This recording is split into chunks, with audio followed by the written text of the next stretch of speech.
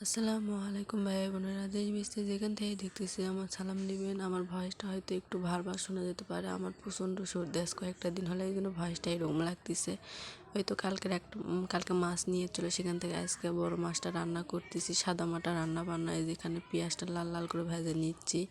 আজকে সাদা মাটা রান্না বান্না আপনাদের সাথে শেয়ার করতেছি। এই যে লাল লাল ভেজে নেওয়ার পরে যেখানে জিরে দিয়ে নাড়াচাড়া করলে, যেখানে আদা রসুন বাটা, লবণ, হলুদ, মরিচের গুঁড়ো, ধনের গুঁড়ো আর কয়েকটা কাঁচামরিচ দিছি, দিয়ে এই যে ভালো করে মশলা কষে নিচ্ছি।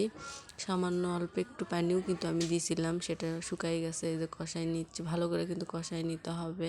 এই যে আবার একটু সামান্য পানি দিলাম যাতে মশলাটা আরও ভালোভাবে কষানো হয়। এই যে কষানোর পরে দেখেন ঝোলটা উপর মানে তেলটা উপর দিকে উঠে গেছে। দেখেন কালারটা কিন্তু মাশাআল্লাহ খুব সুন্দর আছে। এই যে আমি ধুয়ে রাখা মাছগুলো এর ভিতর দিয়ে দেবো। এই যে মাছগুলো দিয়ে আমি ভালো করে নাড়াচাড়া করে নেব। আস্তে আস্তে নাড়াচাড়া করছি, বেশি জোরে নাড়াচাড়া করলে হয়তো ভেঙে যেতে পারে। এই যে কষানোর পরে যেখানে আমি শসা দিয়ে দিলাম।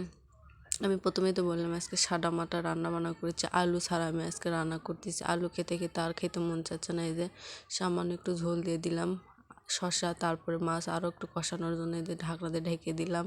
তো দেখেন কষানো প্রায় হয়েই গেছে আমার। এই যে কষানো হয়ে গেছে, এখন আমি এর মধ্যে পরিমাণ মতো ঝোল দিয়ে দিব, মানে সামান্য করে ঝোল দিয়ে দিব। দিয়ে আমি নাড়াচাড়া করে আবার ঢাকনা দিয়ে ঢেকে দেবো। দিয়ে আমি যখন রান্না হয় তখন এই যে আমার রান্নার ফাইনাল লুক কেমন হলো বন্ধুরা অবশ্যই কমেন্টে বলে যাবে।